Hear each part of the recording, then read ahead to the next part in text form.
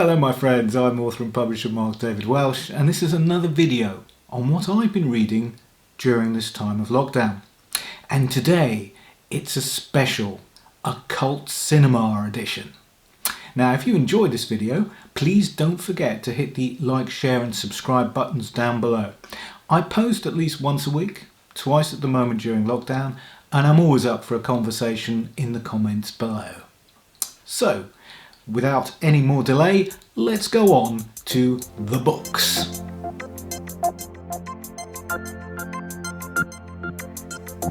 Okay, first it's worth mentioning that these books focus on very specific areas of cult cinema, and your interest and enjoyment of any of these titles will obviously depend on how much you're invested in the particular subjects under discussion.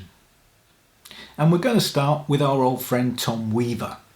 Now, I first came across Weaver on commentary tracks on various DVDs and Blu-rays, and I enjoyed listening very much to his knowledge, his wit and insight into the films under discussion, so I thought I'd start to check out his written work, and I'm very glad that I did.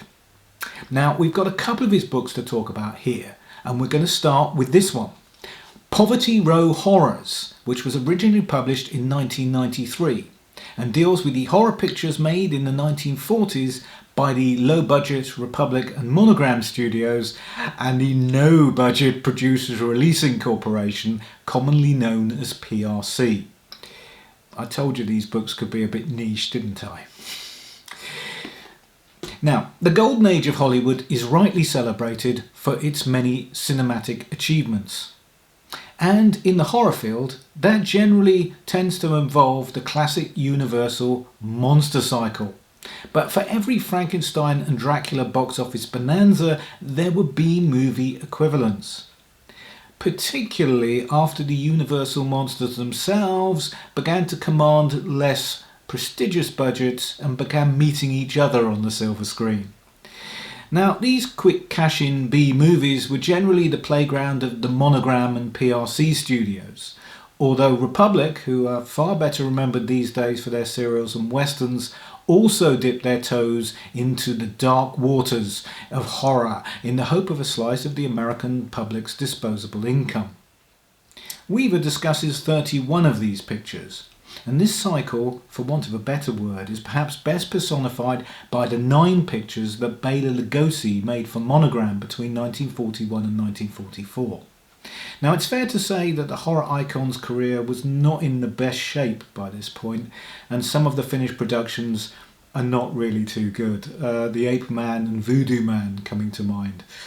Lugosi also ran a cross-comedy troupe, the East Side Kids, and that could be argued was a fate worse than Living Death. But he did unleash the devil back to kill anyone who accepted his gift of a bottle of aftershave. And there's also the wonderful John Carradine as Bluebeard, and English actor George Zucco's bargain basement encounter with the Flying Serpent to enjoy. Now, Weaver never tries to argue that these are good films. It would be a difficult argument to make, although his affection for them shines through in every line of this book.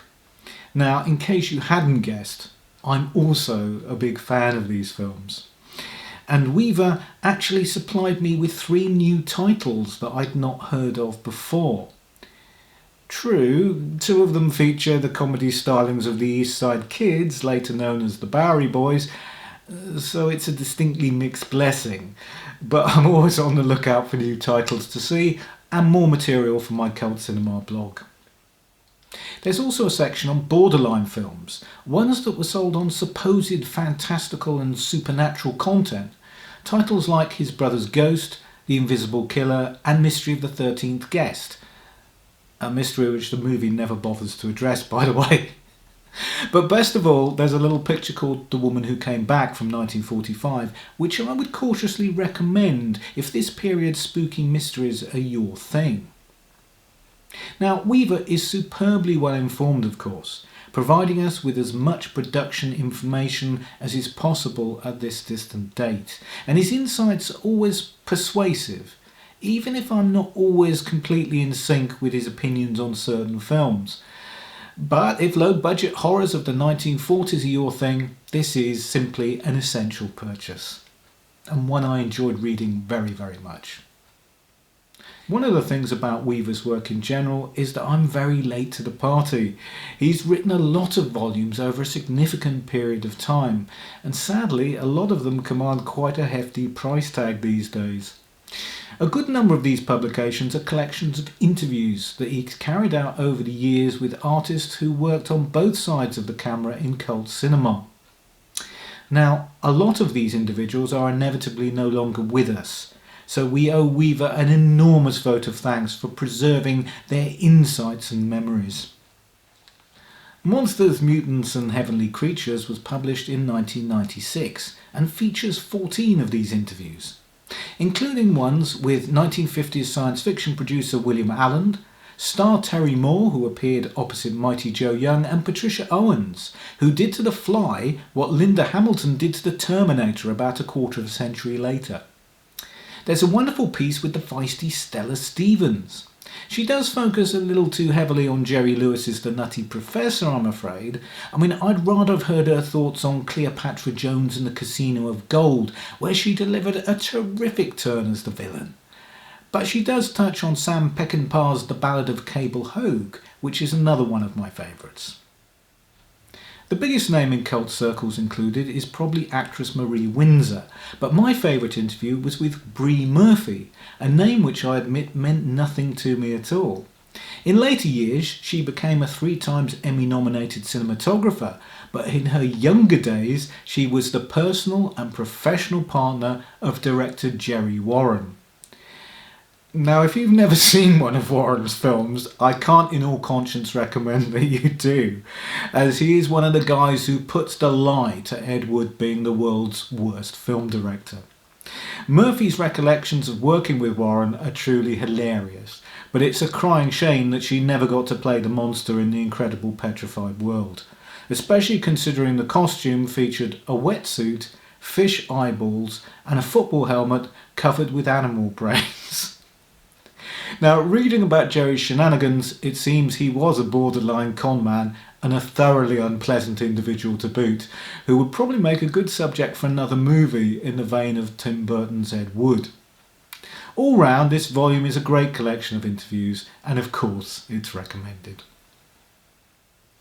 But things are about to get even better, because next up we have what I think is a truly outstanding work of film scholarship and an amazing read. Mr. Murder, The Life and Times of Todd Slaughter by Denis, Meikle, Kim Cool and Doug Young was published by Hemlock Books in 2019. Now you may be asking, who is Todd Slaughter? If that's the case, the answer is that he was Great Britain's first ever horror film star, forging a winning partnership with producer-director George King in the 1930s and early 1940s. Now he's not well remembered, even in his homeland, which is a great shame, and hopefully this book will go some way to addressing that woeful oversight. Slaughter began treading the boards as a theatrical actor as a young man, but first tasted significant success after the First World War when he began specialising in staging blood and thunder melodramas.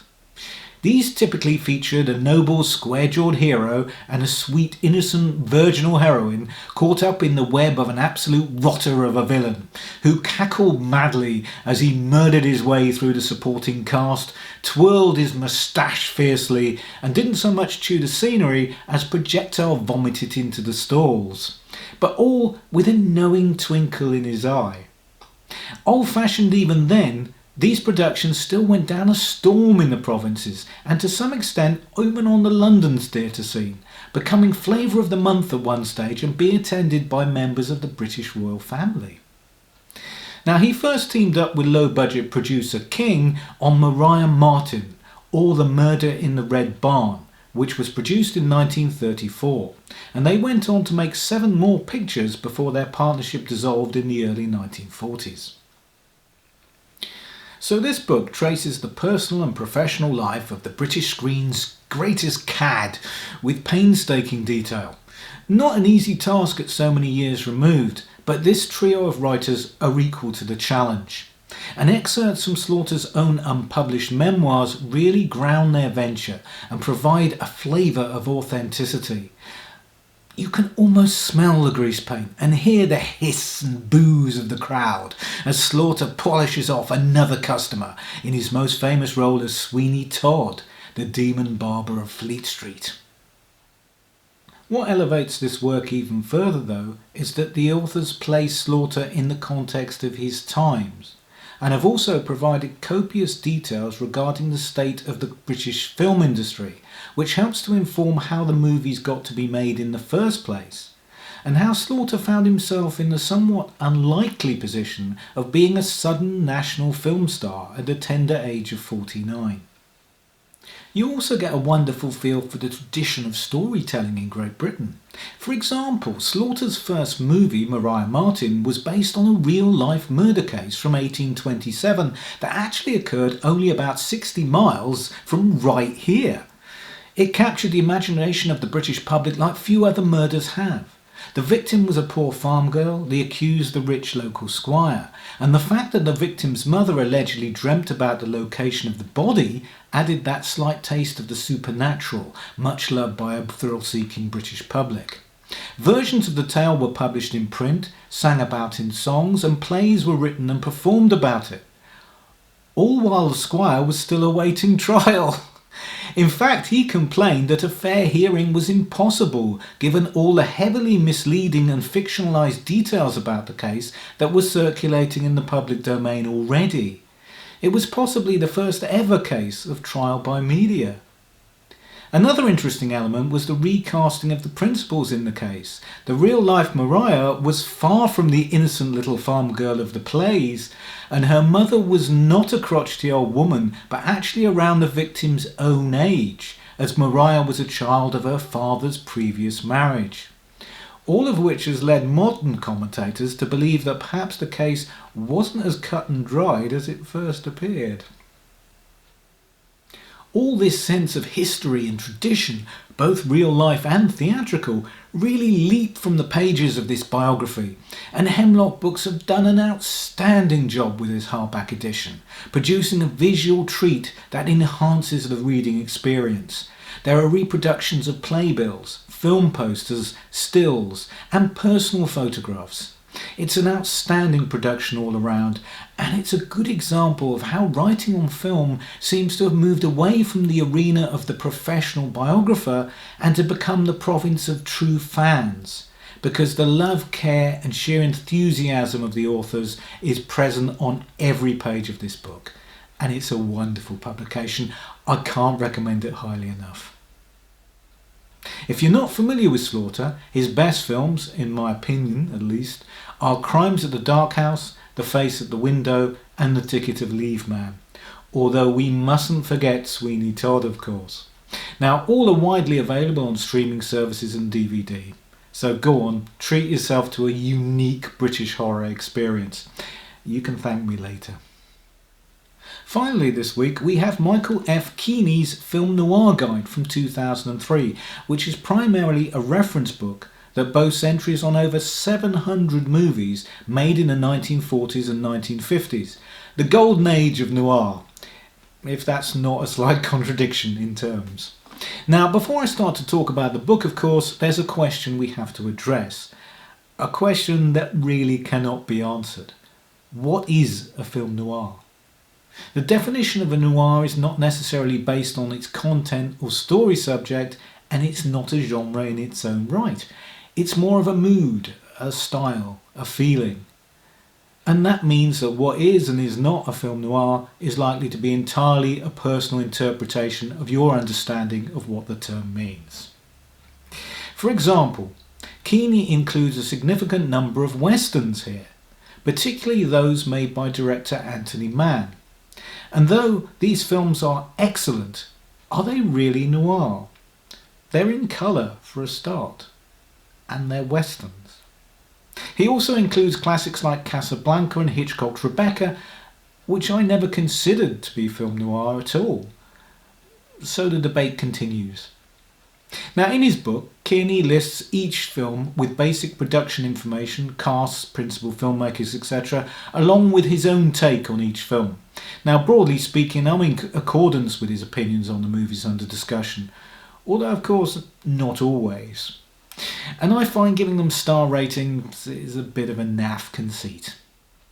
But as a reference book and a primer for noir, it's fine. And I use this book along with 2 other reputable and extensive sources to compile what I think is a very comprehensive list of film noir, which currently runs to 885 films, of which I'm pleased to report I've seen all but 3. Yes, really. And I already have copies of those other 3 to watch. Now, as I've been pursuing what could conceivably be described as a fairly mad quest to watch all these films, I've been selecting the ones that I think are definitive examples of noir. There are about 90 on that list so far, and I'll be viewing those again so I can form a definitive list which I can blog about. Film really can become quite an unhealthy obsession, can't it? Well, that's it for this video. Now, if you've enjoyed it, don't forget to hit those buttons down there to like, share and subscribe. It's much appreciated. And in the meantime, stay safe, stay well, and don't be a stranger.